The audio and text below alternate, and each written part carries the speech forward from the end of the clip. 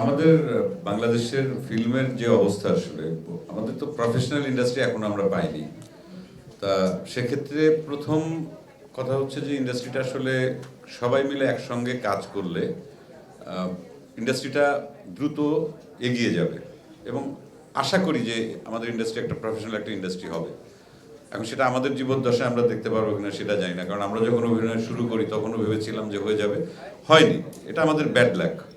তা সেক্ষেত্রে আমি চিন্তা করে দেখেছি, যেমন এই ঈদে আমার দুটো ছবি আসবে, তিনটে ছবি আসার কথা ছিল। একটা ছবির ডিরেক্টরের নাম বলছি না আমি, উনি তখন বললেন যে আপনার তো দুটো ছবি আসবে এরপর, এবং ফাইনাল একদম শেষ। আমি তখন বললাম যে আমাদের বাংলাদেশের যে স্ট্রাকচার ফিল্মের, সেটা প্রডিউসার বলি বা সব লেভেল থেকে, একটা ছবি বছরে করে কোনো শিল্পী বা কোনো ডিরেক্টর আসলে এখানে তার জীবিকা নির্বাহ করতে পারবে না। এটা হচ্ছে সবচেয়ে বড় সত্যি, যে আমি একটা ছবি করলাম, একটা ছবির যে রেমুনারেশন দেবে, অথবা আমাদের তো সেই জায়গাটা প্রফেশনাল জায়গায় আমরা পৌঁছাতে পারিনি, কিন্তু ব্যক্তিগত সম্পর্কের কারণেই কিন্তু আমাদের অনেক সময় কম্প্রোমাইজ করতে হয়। এটা আমি অভিযোগ হিসাবে বলছি না, এটা হচ্ছে বাস্তবতা। যেহেতু আমাদের ইন্ডাস্ট্রির অবস্থাটা এটা, আমাদের মার্কেটটা এইরকম, বাজারটা এরকম, অতএব ভালো কাজ করাটাই আমাদের উদ্দেশ্য। সেখান থেকে কত আমরা ফিডব্যাক পাবো, কত আসবে, সেটা যখন হবে তখন হয়তো এই রেঞ্জগুলো বাড়বে। তা সেটা যেহেতু হচ্ছে না, তাহলে একজন আর্টিস্ট বছরে কিন্তু তাকে দু তিনটে ছবি কম করে হলেও পরে করতেই হবে, এবং সেই ছবিগুলো রিলিজের একমাত্র টার্গেটেড যে টাইম পয়েন্ট সেটা হচ্ছে ঈদ, দুই ঈদ। এখন এটা হতেই পারে অনেক বড় বড় আর্টিস্ট, ফিল্ম স্টার, তাদেরও কিন্তু দেখা যায় যে একই দিনে দুটো ছবি রিলিজ করছে। উপায় নেই, কারণ আমাদের ইন্ডাস্ট্রিটাই এই অবস্থায় আছে। আর আমি যে সবার সঙ্গে কাজ করছি, সব ধরনের চরিত্রে বা সব ধরনের ফিল্মে আমি কাজ করার চেষ্টা করছি, এটার পেছনেও এই একটাই যুক্তি, যে আমাদের আলাদা কোনো স্ট্রাকচার দাঁড়ায়নি।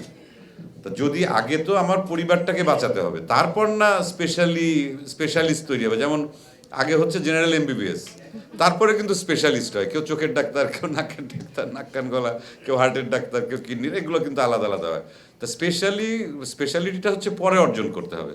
আসলে আগে প্রথম বেসিকটা আসলে আমাদের ঠিক হওয়া দরকার।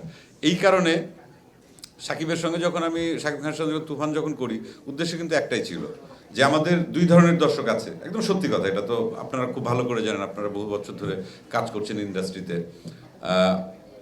সাকিব খানের একটা হিউজ একটা অডিয়েন্স আছে, বা আমাদের কাজের কিছু দর্শকও আছে, সেটা তুলনামূলকভাবে হয়তো কম বেশি বা যেটাই হোক না কেন। তা আমি, ওইটা আমার একটা চিন্তা ছিল যে আমরা একসাথে যদি কাজ করি তাহলে আমরা সব ধরনের দর্শককে আমরা পাবো, সিঙ্গেল স্ক্রিনও হল ভর্তি দর্শক পাবো, তারপর সিনেপ্লেক্সও পাবো। এবং এই যে আমরা যেটা যদি আলাদা করে যদি বলি, যে আর্ট ঘরানার কিছু ফিল্ম হচ্ছে, ছবি হচ্ছে, যেগুলো হয়তো ঠিকমতো বাজেটও বা ইন্টারন্যাশনালি তারা অনেক সুনাম অর্জন করছেন, কিন্তু ওই ছবিগুলো কিন্তু আমাদের দেশের দর্শকরা কিন্তু দেখতে পাচ্ছেন না, কারণ ওই স্ট্রাকচারটা ওইরকমভাবে তৈরি হয়নি যে কমার্শিয়াল ছবি ছাড়া ওই চালিয়ে আবার টাকাগুলো তোলা।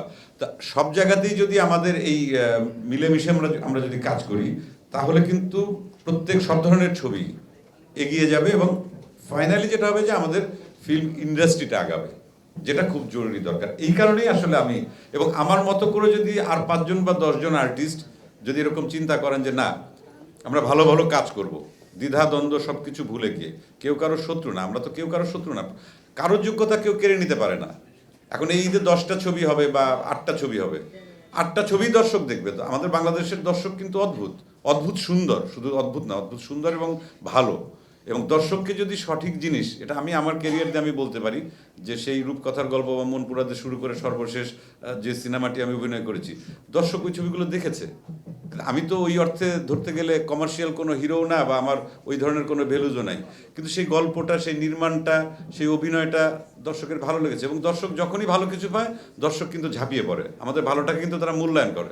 এখন আমি কাজ খারাপ করলাম অথচ বলছি যে আমার দর্শক কেন আসছে না। দর্শক টানার দায়িত্ব তো গল্প দিয়ে, মেকিং দিয়ে, অভিনয় সব কিছু দিয়ে দর্শক টানার দায়িত্ব আমাদের, নির্মাতাদের, টেকনিশিয়ানসদের, বা আমরা যারা কাজ করি স্ক্রিনে, সামনে যারা কাজ করি। তা সো যদি এই ঈদেও যদি অ্যাটলিস্ট 5টা ছবিও যদি ভালো হয়, ফাটাফাটি যদি 5টা ছবি হয়, আমার বিশ্বাস যে একজন দর্শক 5টা ছবি দেখবে।